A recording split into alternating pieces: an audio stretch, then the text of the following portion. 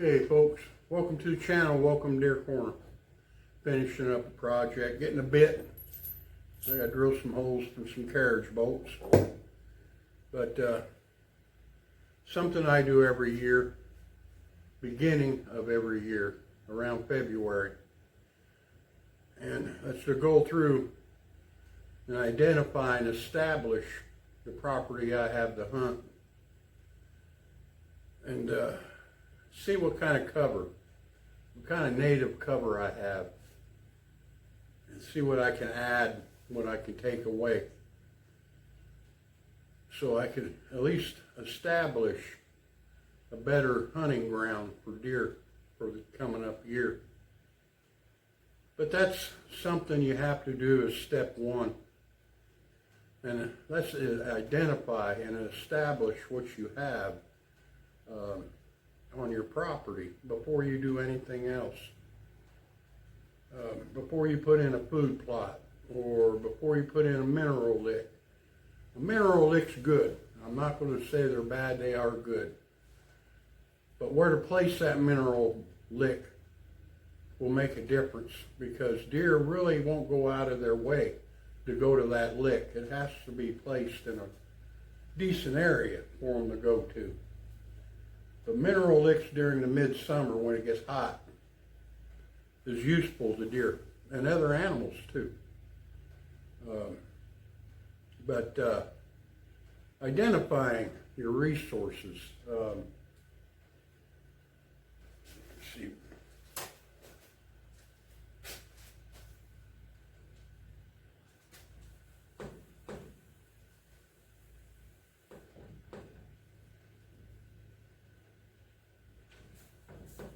Now, some of you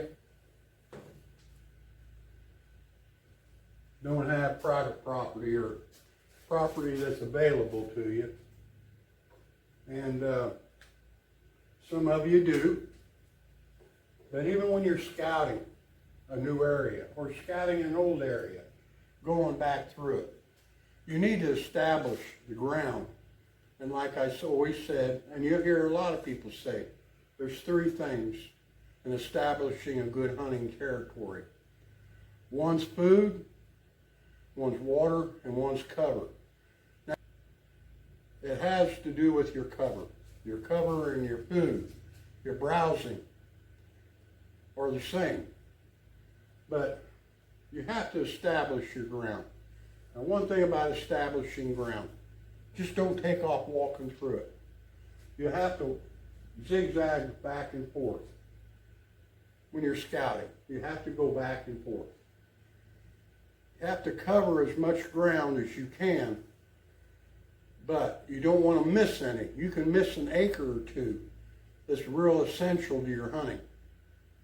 So let's say you walked the ground and you scouted it and you found an area of oaks.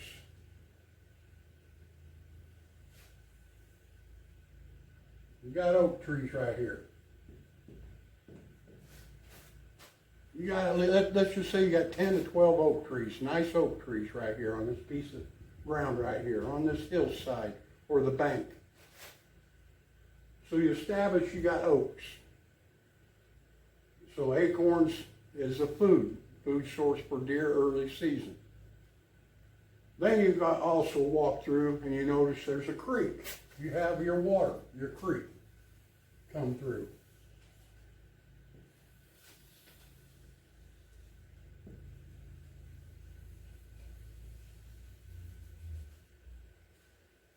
So now you established, you found your oaks, you found a food source.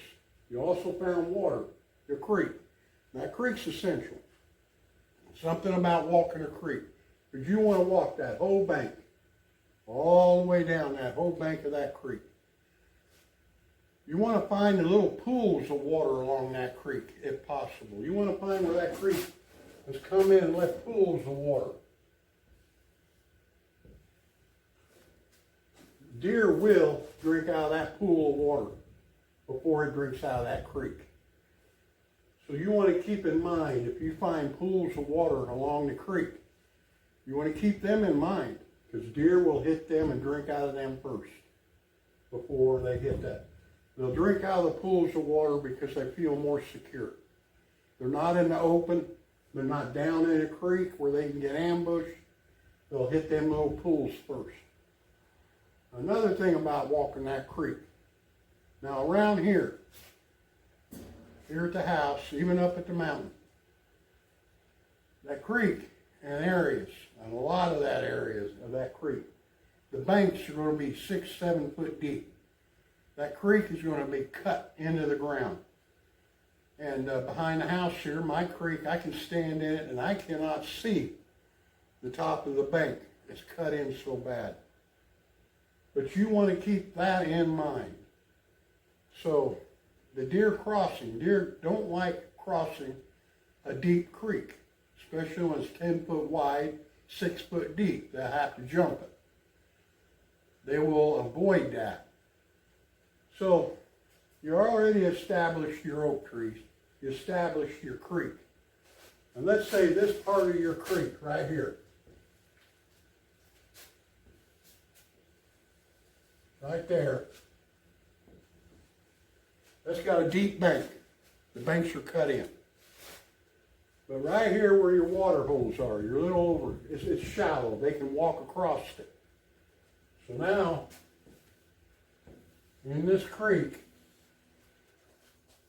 we have found an area where deer are crossing, or going across the creek.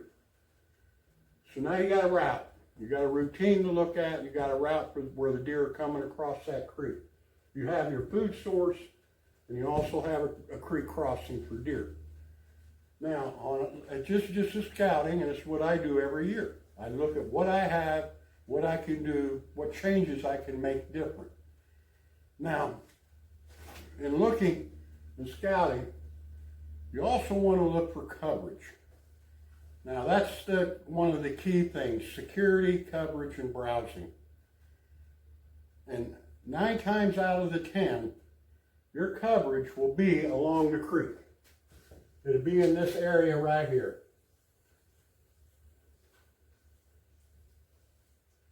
Along that creek bank, up to about 20, 30 feet off of that creek, you'll have your coverage. You'll have your thickets, your briars, what have not, along that creek. And then you're establishing your thicket, your cover, your native plants, your security for deer.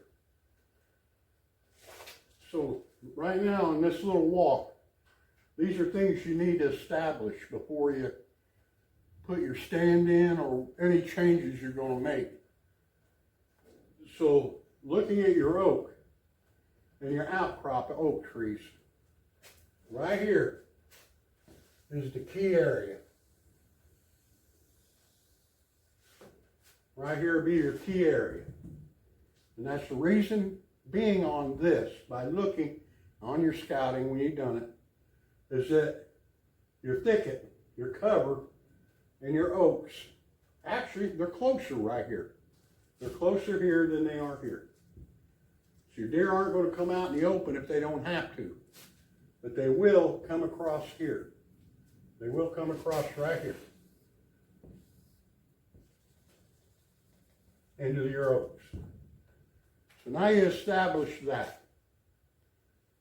Also, before you even think of putting in a stand, wind direction. Now, a lot of people, I know, they get in a hurry, and the first thing they're going to do is try to stick a stand right here. Or stick a stand right here, or one right here. You have to figure out how you're going to get into that property, into that stand, before you even put a stand. So if your wind direction's coming this direction, that's your wind. That's your wind direction, coming this way. And you're wanting to hunt right here. You're wanting to hunt this area. This is the area you want to set up in, right here. Your best objective would be come in this way. It's going to be longer. It's going to take more time, but you're going to end up downwind. Your scent's going to all be downwind from this whole area. And then set your stand in right there. I'm not one to put a stand in the food source. I want to get the deer coming to and from. That's my hunting. That's how I hunt. I want to get them to and from the food source. I want to be able to choose what deer I'm wanting to take. If I put my stand here, I'm only going to be able to choose what's coming up this direction. Here, I could choose what deer are going where, coming and going. So that's step 2 is your setup. And your entrance, how you get in and out. That's step 3. But when you approach your stand, that's a critical part in how you approach your stand. So, number 1, you have to identify. You have to establish the property you're wanting to hunt. That's the first thing. You want to know where your food source is, where your water is, where your cover is. That's the second thing. You have to know that. You want to know the secure cover. There's cover and there's secure cover. So your secure cover is cover that's about 5 foot tall. Anything taller than that, a deer really can't see over it or through it. He's not secure. He wants to be able to stand up and see what's coming, if possible. So your secure cover and cover are 2 different things. You have to keep that in mind when you're out scouting. So it's an artwork. It's a design. You have to work on it. But thanks for coming along. I hope this helps a little. And subscribe. Leave me a comment. I'll get back with you. And like I say, when you're in the woods, be safe. You'd rather be safe than sorry.